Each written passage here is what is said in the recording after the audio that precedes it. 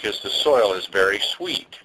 And most of these other plantations are grown on limestone soils, and they're very sour. So you get a bitter sour coffee with them. You have a poor bean, low elevation, so it doesn't respond to the cosmetic radiation at low levels that beans do at high levels, where there's not very much atmosphere.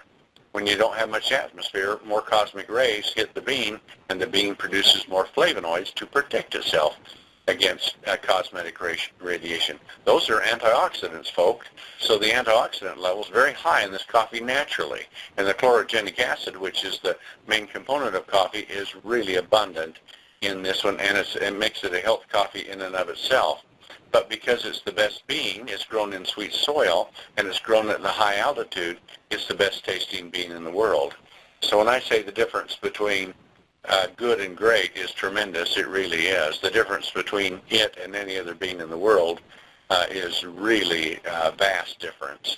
And if you go to these Robusta beans, I mean, they're really poor beans. They're right on the bottom of the scale, but multi-level marketing companies are selling them because they're cheap and easy to buy, but the flavor is bitter, and they feather dust it with a little bit of Ganoderma and maybe a few other things, and say you've got a health coffee. Well, I guess that's their interpretation of it. Mine is not.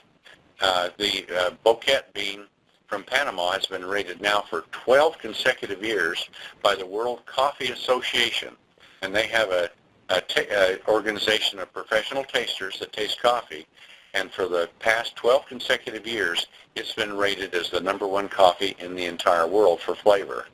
It's also the #1 for health. And so with that, you have that tremendous coffee, and then we fortified it with all these healthy ingredients in therapeutic doses, and so that you have a health coffee and a delicious tasting coffee like you've never had before. Now, interestingly enough, to give you a little comparison, Starbucks was just ranked as the #1 best tasting coffee of the top 20 coffee companies in the world, top 20 selling coffee in the world. So of the 20 best sellers, it was ranked #1 for flavor. And it should be, because they have, they use some Colombian coffee. I think it's about 92% Colombian, and then about 8%, or maybe 10, but I think it's 8% of the Panama bouquet coffee. They call it a Romar, and that's their own private name for it. We could call it the Romardar or some other thing like that if we wanted to. Wouldn't want to be deceptively similar, but we just call it what it is. It's the Panamanian bouquet geisha coffee, the world's best tasting coffee. We use the same bean that they do. The difference is where I think they're using 8%, we use 100%. Then they micro-grind it, and they talk a lot about micro-grinding because it's a lot different than freeze-drying to make an instant coffee.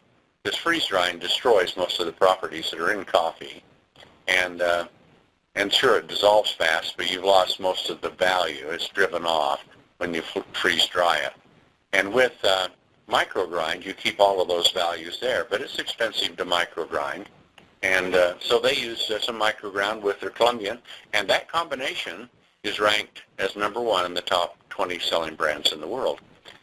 But ours will rank, there's a coffee taster's cup is what they call it, a coffee wheel. Ours will rank much higher than that because we just use the pure bean itself. The Chilean beans, the Colombian beans, the beans from those